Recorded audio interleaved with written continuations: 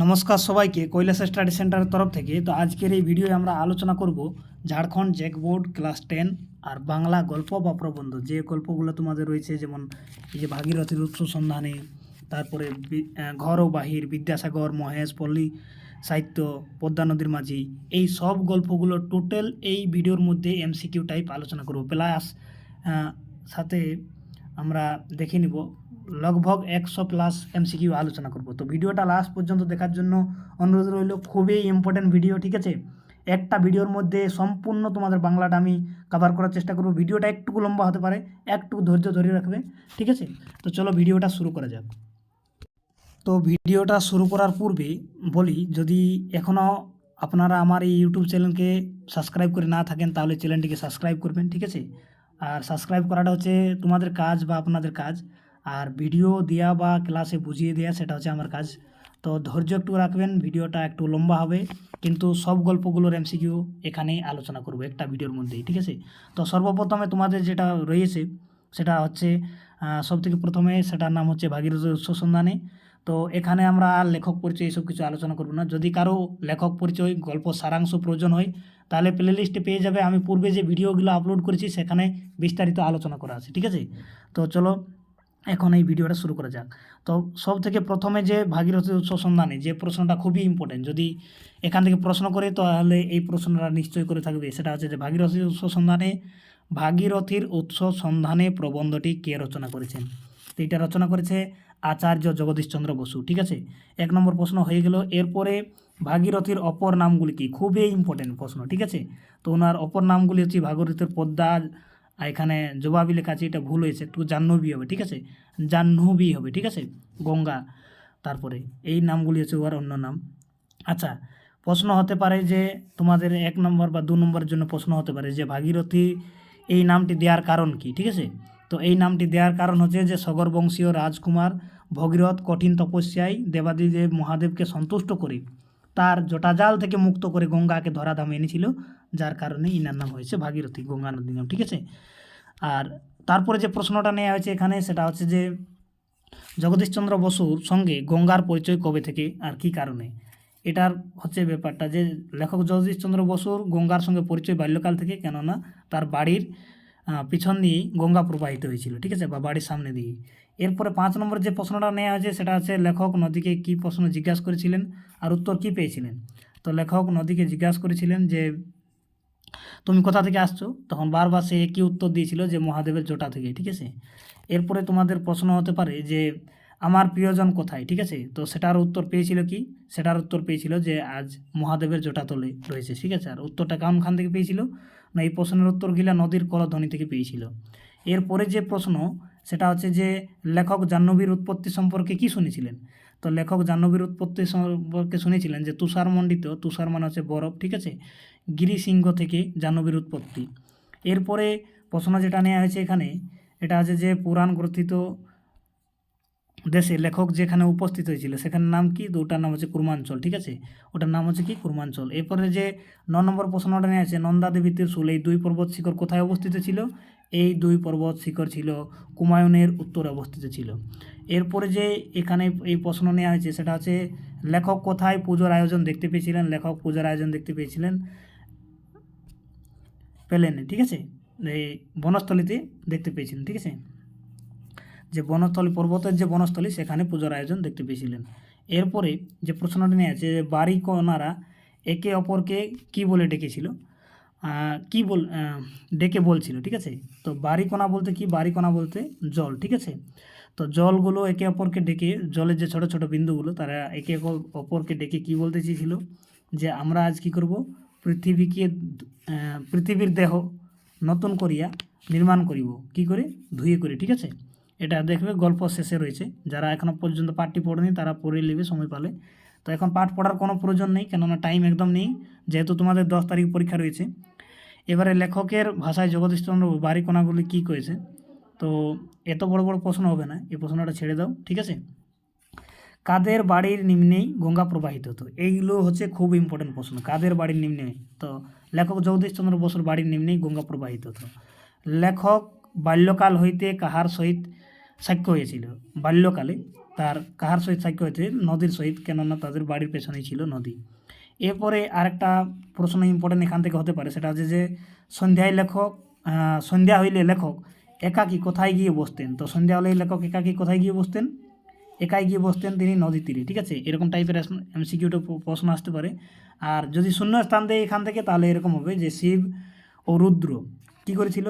রক্ষা ও সংহার। ইহার অর্থ বুঝিতে পারিলাম না। এই শূন্যস্থানটার সঠিক উত্তর হবে এগুলো। ঠিক আছে, একটা হবে রক্ষক, একটা হবে সংহার, মূল পাঠে দেওয়া রয়েছে। এরপরে যেটা এখানে আজকের এই যে ভাগীরথীর উৎস সন্ধান থেকে যতগুলো প্রশ্ন আবার ছিল, লাস্ট প্রশ্ন হচ্ছে লেখক জগদীশচন্দ্র বসুর জন্ম ও মৃত্যুসাল।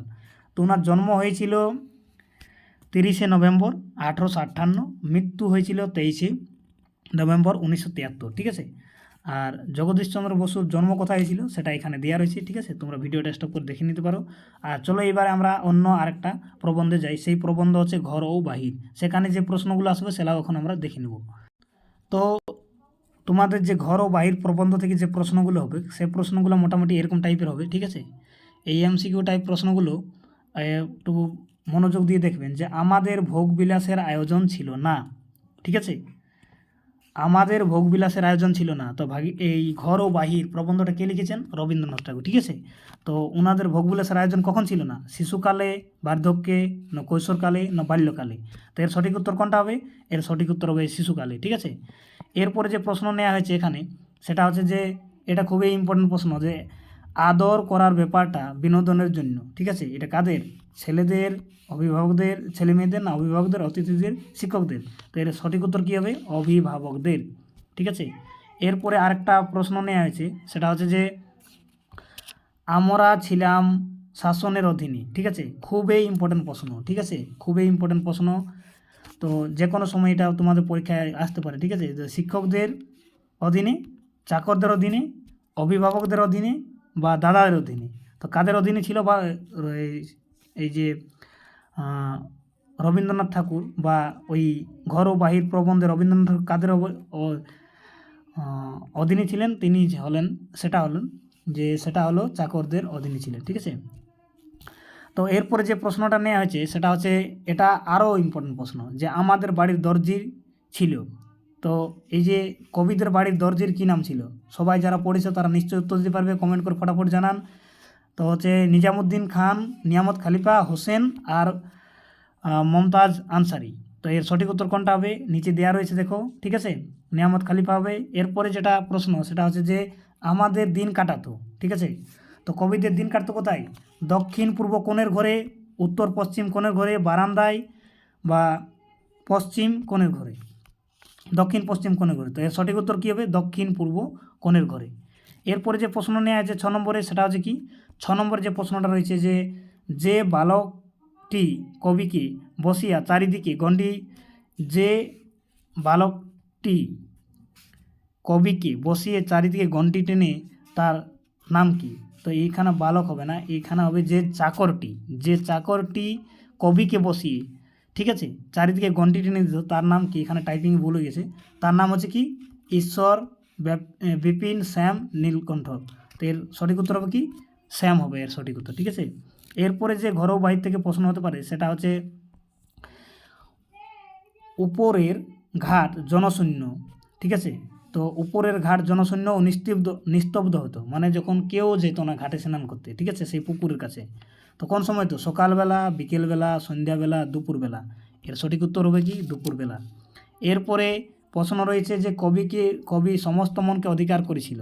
কোনটা? ঘাট বাঁধানো পুকুরটা, সন্ধ্যার অন্ধকার, পুষ্করিণীর তীরে বটতলাটি, আর নিস্তব্ধ দুপুরে পুষ্করিণী রাজহাঁস ও পাতিহাঁসগুলো? তো এখানে সঠিক উত্তর কী হবে? পুষ্করিণী তীরের নির্জন বটতলাটি কবিকে করেছিল। তারপরে প্রশ্ন হচ্ছে 9 নম্বর, যেটা যে কবিদের যে দুধ দিতেন তার নাম কি? তো তার নাম হচ্ছে তারা গোয়ালিনী। কী নাম? তারা গোয়ালিনী। এরপরে যে প্রশ্ন রয়েছে সেটা এই ঘর ও বাহির থেকেই, যে দক্ষিণের বারান্দায় এক কোণে পুঁতে রোজ জল দেওয়া হতো। কিসের দেওয়া হতো? আমের বিচিতে, পেয়ারার বিচিতে, আতার বিচিতে, ডালিমের বিচিতে? এর সঠিক উত্তর হবে কি? আতার বিচিতে। ঠিক আছে, এরপরে তো মোটামুটি এরকম টাইপের প্রশ্ন হতে পারে। তাছাড়াও যে ছোট ছোট প্রশ্ন হতে পারে, সেগুলো হচ্ছে এরকম যে জীবন স্মৃতি, যেমন এই যে ঘর ও বাহির প্রবন্ধটা কোন কাব্যগ্রন্থ থেকে মূল গ্রন্থ থেকে সংকলিত হয়েছে। তো এটা হচ্ছে জীবন স্মৃতি থেকে হয়েছে, ঠিক আছে। মনে রাখবে রচনাটি কোথা থেকে গৃহীত হয়েছে না, জীবন স্মৃতি থেকে। কোন রচনাটি? ঘর ও বাহির রচনাটি কোথা থেকে গৃহীত হয়েছে? জীবন স্মৃতি থেকে। এরপরে মোটামুটি এখান থেকে এই প্রশ্নগুলোই হতে পারে। আর তাছাড়াও যদি আরও প্রশ্ন হয়, মনে হয় না যে এখান থেকে আর অন্য কোনো প্রশ্ন হবে। তো চলো এরপরে আমরা আলোচনা করব এর পরবর্তী যে গল্পটা রয়েছে সেই গল্পটার নাম কি? সেই গল্পটার নাম হচ্ছে বিদ্যাসাগর। তো চলো এবার বিদ্যাসাগর আলোচনা করা যাক। তো এখন আমরা দেখে নেব বিদ্যাসাগর গল্প থেকে যে প্রশ্নগুলো হতে পারে, ঠিক আছে। তো বিদ্যাসাগর প্রবন্ধটি কোন শ্রেণীর? বিদ্যাসাগর একটি চরিত্রমূলক প্রবন্ধ, ঠিক আছে। আর এই বিদ্যাসাগরকে ঈশ্বরচন্দ্র বিদ্যাসাগরের কথা বলা হয়েছে, ঠিক আছে। তো বিদ্যাসাগর প্রবন্ধটি রচয়িতাকে অনেক সময় প্রশ্ন হয়ে থাকে, ঠিক আছে, খুবই ইম্পর্টেন্ট প্রশ্ন। সবাই কনফিউজ হয়ে যায়, হয়তো মনে করে যে বিদ্যাসাগরই এর রচনা করেছে। না, এটা রচনা করেছে রবীন্দ্রনাথ ঠাকুর, ঠিক আছে। এর সঠিক উত্তর হবে কি? রবীন্দ্রনাথ ঠাকুর। এরপরে প্রশ্ন হচ্ছে যে বিদ্যাসাগর প্রবন্ধটি পড়ে আমরা কি জানতে পারি? এটা পড়ে আমরা জানতে পারি তার যে জীবন ও চরিত্র। কার? বিদ্যাসাগরের জীবন চরিত্র, ঠিক আছে। এরপরে আমরা এখানে প্রশ্ন নিয়েছি যে বিদ্যাসাগর প্রবন্ধটিতে রবীন্দ্রনাথ কোন সাহেবের কথা উল্লেখ করেছেন? তো এখানে বেথুন সাহেবের কথা উল্লেখ করা রয়েছে।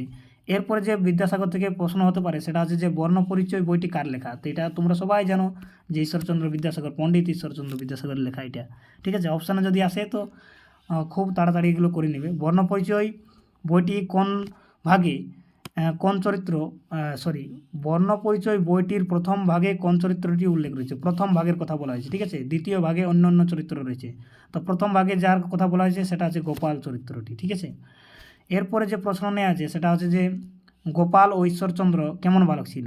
তো গোপাল ছিল সুবোধ বালক, পিতামাতার আজ্ঞাবহ, মানে পিতামাতার কথা শুনতো সব, যেটা আদেশ করতো। এবং বালক ঈশ্বরচন্দ্র ছিলেন তার ঠিক বিপরীত, মানে দুর্দান্ত টাইপের ছেলে ছিল ঈশ্বরচন্দ্র ছোটবেলায়, কিন্তু পড়াশোনাতে মনোযোগী ছিল। এবার বর্ণপরিচয়ের রাখাল চরিত্রটি কেমন ছিল? বর্ণপরিচয়ের রাখাল চরিত্রটি ছিল দুর্দান্ত, পড়াশোনা অমনোযোগী, পড়াশোনা করতেন না রাখাল।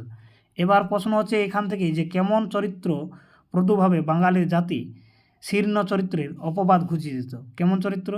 না, এই ঈশ্বরচন্দ্রের মতো দুর্দান্ত ছেলেরা প্রদুভাবে বাঙালির জাতির শীর্ণ চরিত্রে অপবাদ ঘুচিয়ে দিত। এরপরে প্রশ্ন করা হয়েছে যে একাদা বাঙালি এই আশা কে পূর্ণ করেছিল? একাদা বাঙালির এই আশা কে পূর্ণ করেছিল? এই আশা পূর্ণ করেছিল সেই ছেলেটি যে সচিমাতার দুর্দান্ত ছেলে নিমাই, যার নাম, বা পরবর্তী সময় তার নাম হয়েছিল চৈতন্য মহাপ্রভু, ঠিক আছে। এবারে মসুরে কই কাকে বলা হতো? খুবই ইম্পর্টেন্ট প্রশ্ন। মসুরে কই কাকে বলা হতো বিদ্যাসাগর গল্পতে? যারা পড়েছো তারা নিশ্চয়ই উত্তর দিতে পারবে, ঠিক আছে। আর কেন বলা হতো? তো স্কুলের ছেলেরা ঈশ্বরচন্দ্র বিদ্যাসাগরকে মসুরে কই বলে উপহাস করতো। কাকে?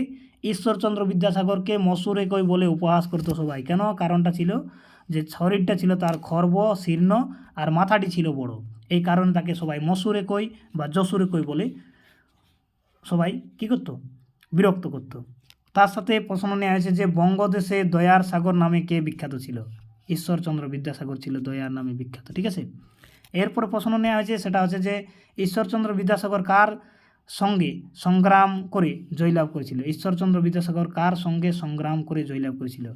তো প্রতিকূল অবস্থার সাথে। এটার মানে কি? মানে ঈশ্বরচন্দ্র বিদ্যাসাগর যেখানে তার জন্ম হয়, তাদের পরিবার, যে পরিবারে তার জন্ম হয় তারা খুবই গরিব, তবুও ওই গরিব পরিস্থিতিতে থেকেও তিনি লেখাপড়া করেছেন। আচ্ছা, এই যে জল খাওয়ার যে টাকা দেওয়া হতো, নাস্তার যে টাকা দেওয়া হতো পড়াশোনার সময়, সেই টাকা জমিয়ে গ্রামের লোককে কাপড় বস্ত্র দান করত। তাছাড়াও তিনি বিভিন্ন পরিস্থিতির সাথে লড়েছিল, যেমন নারী শিক্ষার তিনি ব্যবস্থা করেছেন, নিজের টাকা দিয়ে নারী শিক্ষা করেছিলেন। বধূ বিবাহ প্রথা, এই যে বিধবা বিবাহ প্রথা, এগুলা প্রচলন করেছিল। তারপরে সতীদাহ প্রথা উচ্ছেদের জন্য কাম করেছিল। আরও অনেক রকম এরকম কাজ করেছিল যেটা সমাজে প্রতিকূল অবস্থা ছিল। প্রতিকূল মানে বিরোধিতা করতো, মানে ঈশ্বরচন্দ্র বিদ্যাসাগর যেটা করতে চাইতো সেটা সমাজ মেনে নিত না কোনো দিন। সেই তখনকার দিনে যেহেতু মহিলা শিক্ষার কোনো তখন ব্যবস্থা ছিল না, সম্পূর্ণ মহিলা শিক্ষা বন্ধ ছিল, মহিলাদেরকে স্কুল যেতে দেওয়া হতো না, সেই সময় এরকম অবস্থায় তিনি মহিলাদের শিক্ষার ব্যবস্থা করেছিলেন, এই জন্য বলা হয়েছে প্রতিকূল অবস্থা। এরপরে যেটা প্রশ্ন নিয়ে আছে যে সমাজ সংস্কারক রূপে ঈশ্বরচন্দ্র বিদ্যাসাগরকে কী করেছিলেন? তো তিনি এই কাজগুলো করেছিলেন, এখানে দেখো উল্লেখ করা আছে। সমাজ সংস্কারক রূপে তিনি স্ত্রী শিক্ষা প্রচলন, সতীদাহ আর বাল্যবিবাহ প্রথা উচ্ছেদ করেছিল, এই দুটাকে বন্ধ করেছিল। তার সাথে বিধবা বিবাহ প্রথা প্রচলন করেছিল। ঠিক আছে, আর একটা সব থেকে বড় কাজ যেটা করেছিল সেটা হচ্ছে শূদ্রদেরকে বেদ পাঠ করার অধিকার তিনি প্রদান করেছিলেন। শূদ্র বলতে যারা নিচু জাতির লোক, মানে এসটি, এসসি, ওবিসি, এই রকম ধরনের যারা শিডিউল কাস্টে বা ট্রাইবেল কাস্টের লোক, তাদেরকে কোনোদিন সেই সময় বেদ পাঠ করতে দেওয়া হতো না। বিদ্যাসাগরের জন্য সেই মানুষগুলো সেই সময় বেদ পাঠ করার অধিকার পেয়েছিল। ঠিক আছে, এরপরে যে প্রশ্ন নেওয়া আছে যে রবীন্দ্রনাথ ঈশ্বরচন্দ্র চরিত্রকে কিসের সঙ্গে তুলনা করেছে, তো অক্ষয় বটের সঙ্গে তুলনা করেছে। এরপরে এখান থেকে যদি আর প্রশ্ন হতে পারে সেটা হচ্ছে যে ঈশ্বরচন্দ্র বিদ্যাসাগরের চরিত্রের প্রধান গৌরব কী ছিল, না তার প্রধান গৌরব ছিল অজয়ে, পৌরুষে আর অক্ষয় মনুষ্যত্ব। এছাড়াও যদি আরও প্রশ্ন হতে পারে সেটা হচ্ছে যে কলেজ থেকে উত্তীর্ণ হওয়ার পর বিদ্যাসাগর প্রথম কোন পদে নিযুক্তি হয়েছিলেন। তো কলেজ থেকে উত্তীর্ণ হওয়ার পর, মানে কলেজ পাস করার পর, বিদ্যাসাগর প্রথম ফোর্ট উইলিয়াম কলেজে, কি কলেজে, ফোর্ট উইলিয়াম কলেজে পণ্ডিত পদে, পরে তিনি সংস্কৃত কলেজের অ্যাসিস্ট্যান্ট সেক্রেটারি হিসাবে নিযুক্তি হয়েছিল। ঠিক আছে, তো বিদ্যাসাগর থেকে মোটামুটি এই প্রশ্নগুলো দেখে যাবে, আশা করি এর বাইরে কোনো প্রশ্ন হবে না। চলো এরপর আসা যাক, আমরা এরপরে আসবো মহেশ গল্প থেকে যে প্রশ্নগুলো হবে সেগুলো দেখে নেব। তো চলো দেখা যাক এবারে। তো এখন আমরা দেখে নেব মহেশ গল্প থেকে যে প্রশ্নগুলো হবে। ঠিক আছে, তো এই মহেশ গল্প থেকে যে প্রশ্নগুলো হবে সেটা হচ্ছে সব থেকে প্রথম যে প্রশ্নটা নেওয়া হয়েছে সেটা হচ্ছে যে মহেশ কী ধরনের গল্প। তো মহেশ একটি ছোট গল্প। এবারে মহেশ গল্পটির রচয়িতা কে, এটা তো খুবই ইম্পর্টেন্ট প্রশ্ন। মহেশ গল্পের রচয়িতা হচ্ছেন কথাশিল্পী শরৎচন্দ্র চট্টোপাধ্যায়। ঠিক আছে, কথাশিল্পী শরৎচন্দ্র চট্টোপাধ্যায়। যে গ্রামকে নিয়ে মহেশ গল্পটি রচয়িতা তার নাম কি, এটা হচ্ছে আরও ইম্পর্টেন্ট প্রশ্ন। ঠিক আছে, তোমাদের জন্য। তো সেটা হচ্ছে যে গ্রামটিকে নিয়ে মহেশ গল্প রচিত তার নাম হচ্ছে কাশীপুর। ঠিক আছে, এবারে এখানে প্রশ্ন হতে পারে যে মহেশ গল্পের কেন্দ্রীয় চরিত্র কে। তো কেন্দ্রীয় চরিত্র কী হতে পারে, গফুর জোলা, গফুর জোলা। ঠিক আছে, আর এইখান থেকেই প্রশ্ন হয়ে যাবে একটা যে মহেশ এই নামটি কার। এটা সব থেকে ইম্পর্টেন্ট প্রশ্ন, যারা বই পড়েনি তাদের জন্য এটা খুবই কঠিন। 10 ক্লাসের ছেলেদের জন্য বারবার বলছি এটা খুবই ইম্পর্টেন্ট। সেটা হচ্ছে গফুরজোলার যে স্নেহের একটা পালিত ষাঁড় গরু ছিল তার নাম হচ্ছে মহেশ। ঠিক আছে, এই ষাঁড় গরুটা কোথায় বাঁধা থাকতো, এটা বাবলাতলায় বাঁধা থাকতো। ঠিক আছে, মহেশ কোথায় বাঁধা থাকতো, পরে প্রশ্নতে নেওয়া হয়ে গেছে, বাবলাতলায় বাঁধা থাকতো। ঠিক আছে, এরপরে যে গফুরের একটি মেয়ে ছিল মা হারা, তার নাম কি। ঠিক আছে, আর তার বয়স কত, এরকম প্রশ্ন হতে পারে যে গফুরজোলার মেয়েটির নাম কি, তার বয়স কত। তো মা হারা মেয়েটির নাম হচ্ছে তার আমিনা। কি নাম, আমিনা। তার বয়স ছিল 10 বছর, 10 বছর।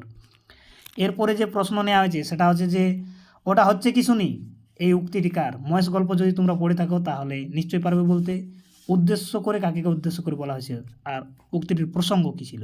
তো এই উক্তিটি হচ্ছে কাশীপুর গ্রামের তর্করত্ন মহাশয়ের। কার, তর্করত্ন মহাশয়ের। আর গফুর জলাকে উদ্দেশ্য করে বলা হয়েছে বাবলা গাছের তলায় যে মহেশকে সারাদিন বেঁধে বাঁধা থাকতো দেখে এই উক্তিটি করেছিল। এরপরে এখান থেকে প্রশ্ন যদি হয় তাহলে সেটা হচ্ছে যে গফুর মহেশের জন্য একটি আঁটিও খড় রাখতে পারেনি, এটার কারণ কী ছিল, কেননা সেই সময় যে ভাগে চাষ করতো তার জমিদার সেই সবগুলো নিয়ে নিয়েছিল। তো এরপরে একটা প্রশ্ন আছে সেটা হচ্ছে যে গফুর জমিদারের কাছ থেকে কতটুকু ধান পেয়েছিল। ঠিক আছে, তো এর উত্তরটা এখানেই রয়েছে। ঠিক আছে, গফুর জমিদার কাছ থেকে মাত্র 2 মাসের খোরাকের মতন, মাত্র 2 মাসে খাওয়ার রকম ধান পেয়েছিল। গফুর কতটুকু জমি চাষ ভাগ করতো, 4 বিঘে জমি চাষ ভাগ করতো। ঠিক আছে, কত বিঘে, 4 বিঘে। ঠিক আছে, মনে রাখবে জমি মাত্র 4 বিঘে জমি ভাগে চাষ করতো। এরপরে যে প্রশ্ন হতে পারে মহেশ গল্প থেকে সেটা হচ্ছে যে গফুর তর্করত্নের কাছে 2 কাহান ধার চেয়েছিল। কি ধার চেয়েছিল, কি খড় চেয়েছিল। ঠিক আছে, কেন দিল না, কেননা সে গরিব চাষি, ফেরত করতে পারবে না, এই জন্য খড় দেয়নি। এরপরে হচ্ছে যে গফুর মহেশকে কত বছর ধরে ছেলের মতো প্রতিপালন করেছিল। কত বছর ধরে ওই মহেশ মানে ষাঁড় গরুটাকে প্রতিপালন করেছিল। তো 8 বছর ধরে প্রতিপালন করেছিল। কত বছর ধরে, 8 বছর ধরে। প্রশ্ন হতে পারে এরকম। এরপরে প্রশ্ন নেওয়া হয়েছে যে কিন্তু দেয়ালটা যে পড়ে যাবে বাবা, এই উক্তিটি কাকে কথা বলেছে এখানে। ঠিক আছে, তো এটা হচ্ছে আমিনার কথা। আমিনা তার বাবা কি বলেছে। ঠিক আছে, 15 নম্বর যে প্রশ্ন নিয়ে এসেছে হচ্ছে যে গফুর জমিদারের উদ্দেশ্যে কি বলেছিল। গফুর জমিদারের উদ্দেশ্যে শেষের সময় দেখবে সবার শেষে রয়েছে এই প্রশ্নটা। গফুর জমিদারের উদ্দেশ্যে বলেছিল যে মহারানীর রাজত্বে কেউ কারো গোলাম নয়, খাজনা দিয়ে বাস করি, আমি যাব না। এরপরে যে প্রশ্নটা আছে এখানে সেটা আছে যে গফুর মহেশকে কিভাবে হত্যা করেছিল। তো কীভাবে হত্যা করেছিল? সে ক্ষুধা তৃষ্ণায় জ্ঞান শূন্য কাতর দিক বিদিক, তার কোনো জ্ঞান ছিল না। গফুর লাঙ্গলের মাথা দিয়ে মহেশকে সজোরে আঘাত করে হত্যা করেছিল। এরপরে প্রশ্ন কি, যে মহেশের মৃত্যুর পর গফুর কি করেছিল? তো মহেশের মৃত্যুর পর সে অন্ধকার রাতে সেখান থেকে মেয়ের হাত ধরে পালিয়ে গিয়েছিল, ঠিক আছে। আর কোথায় গেছিল? বেড়ের চটকলে কাজ করবার জন্য চলে গেছিল। এরপরে গফুর সেই গ্রামে আর কেউ ছিল না, সেই গ্রামে তার আত্মীয় স্বজন আর কেউ ছিল না। এরপরে যে প্রশ্ন হতে পারে সেটা হচ্ছে যে গফুর অন্ধকার রাতে এসে কোথায় দাঁড়িয়েছিল? তো সেই বাবলা গাছের তলায় এসে দাঁড়িয়েছিল এবং পুরা হু হু করে কেঁদেছিল তাকে হত্যা করেছিল জন্য।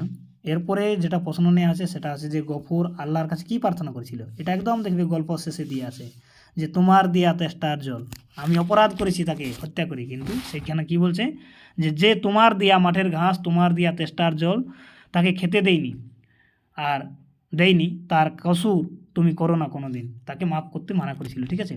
তো যাই হোক, মহেশ গল্প থেকে এই প্রশ্নগুলো মোটামুটি হতে পারে, তোমরা এগুলো ভালো করে মন দিয়ে রাখো আর লিখে নিবে খাতায় সব। এরপরে আমরা আসবো পল্লী সাহিত্য, যে গল্পটা রয়েছে তোমাদের সেখান থেকে যে কটা প্রশ্ন হবে ওগুলোও দেখে নেবো। চলো দেখা যাক এবারে। তো পল্লী সাহিত্য থেকে যে কটা প্রশ্ন হবে, ঠিক আছে, এগুলো আমরা এখন আলোচনা করব। তো পল্লী সাহিত্য থেকে বিশেষ করে যে প্রশ্নগুলো হবে সেই ইম্পর্টেন্ট প্রশ্নগুলো আলোচনা করবো, বাকি প্রশ্নগুলো ছেড়ে দেবো। পল্লী সাহিত্য প্রবন্ধটির রচয়িতাকে সব থেকে প্রথম প্রশ্ন এটাই হতে পারে, সেটা হচ্ছে মুহাম্মদ শহীদুল্লাহ, ঠিক আছে। আর যদি এর সম্পর্কে জানতে চাও তাহলে আমার যে পল্লী সাহিত্যের উপরে যে ভিডিওটা আপলোড করা আছে চ্যানেলে দেখে নিবে প্লে লিস্ট থেকে, সেখানে পেয়ে যাবে সব কিছু ডিটেলসে। তো পল্লী সাহিত্যর লেখক কোন গ্রন্থ থেকে এটা গৃহীত করেছে, ঠিক আছে। তো পল্লী সাহিত্যটা কোন গ্রন্থ থেকে গৃহীত হয়েছে? লেখকের একটা গ্রন্থ আছে, সেটার নাম হচ্ছে বাংলা সাহিত্যের কথা। কি হচ্ছে? বাংলা সাহিত্যের কথা বইটার নাম, সেখান থেকে এটা গৃহীত হয়েছে।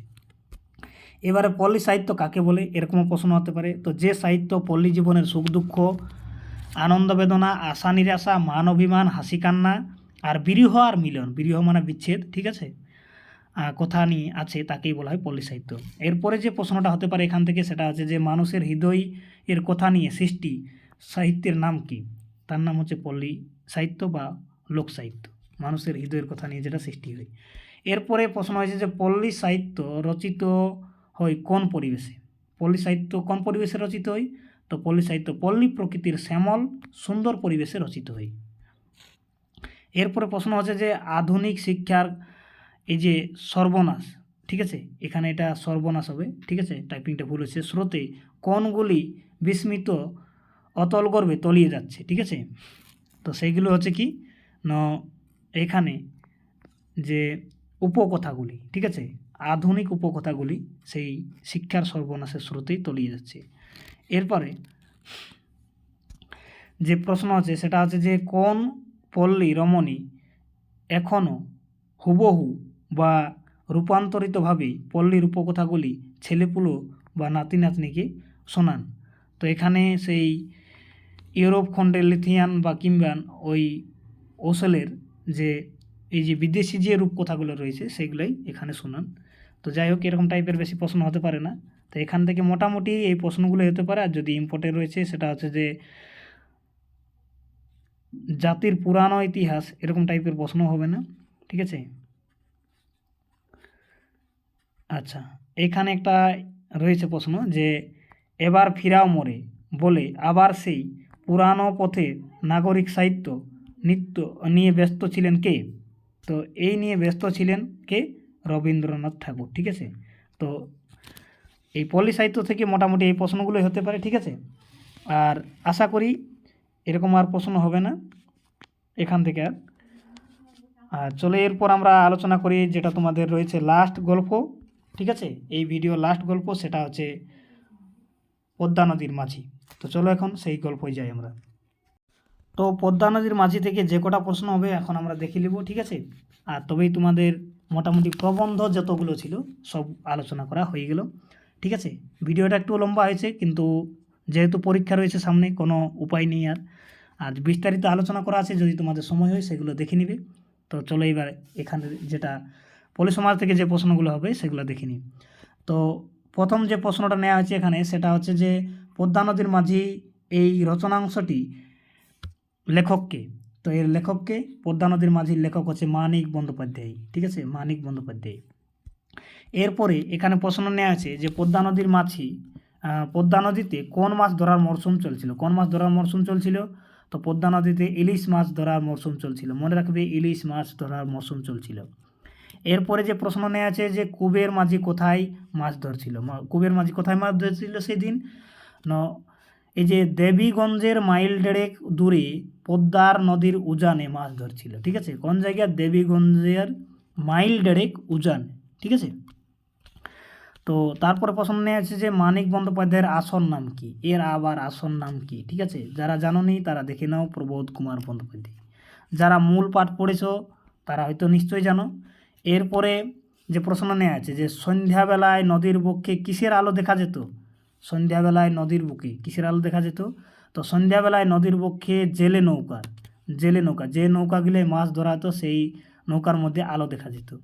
এরপরে প্রশ্ন নেওয়া হয়েছে এখানে যে কুবের মাঝির নৌকা অন্য দুইজন কে কে?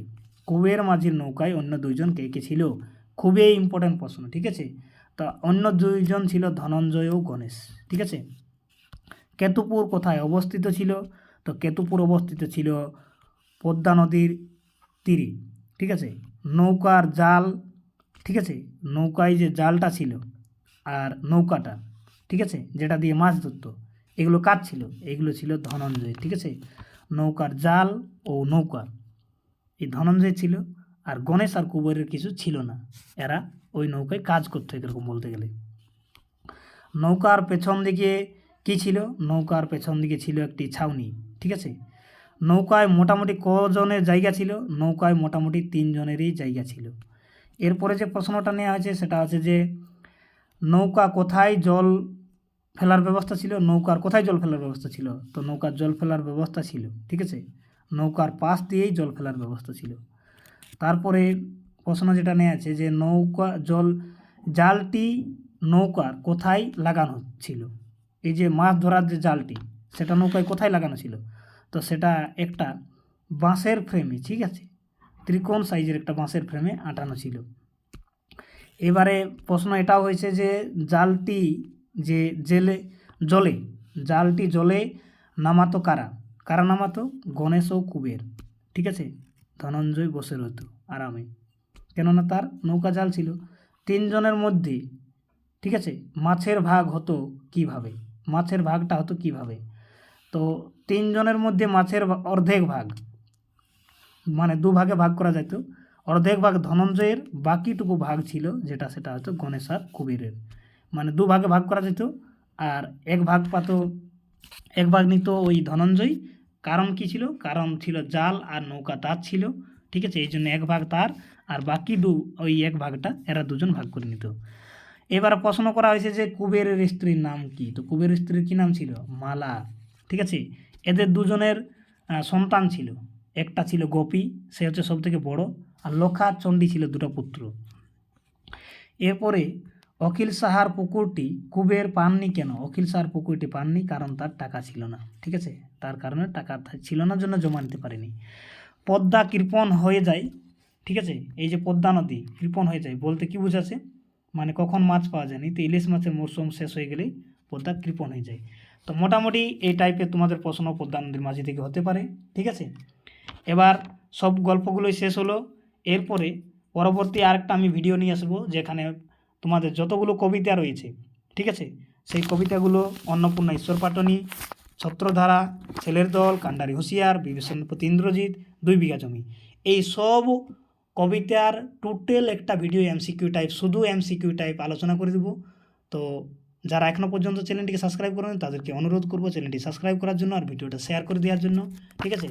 ভালো থাকবেন সবাই, দেখা হবে পরবর্তী ভিডিওতে একটু উপরেই। আর তারপরে আমরা আলোচনা করব তোমাদের যতগুলো গ্রামার পার্ট রয়েছে, গ্রামার পার্টের প্রতিটা পার্টের আজকের মধ্যেই ভিডিও আপলোড করে কমপ্লিট করে দেবো। তো ধন্যবাদ সবাইকে।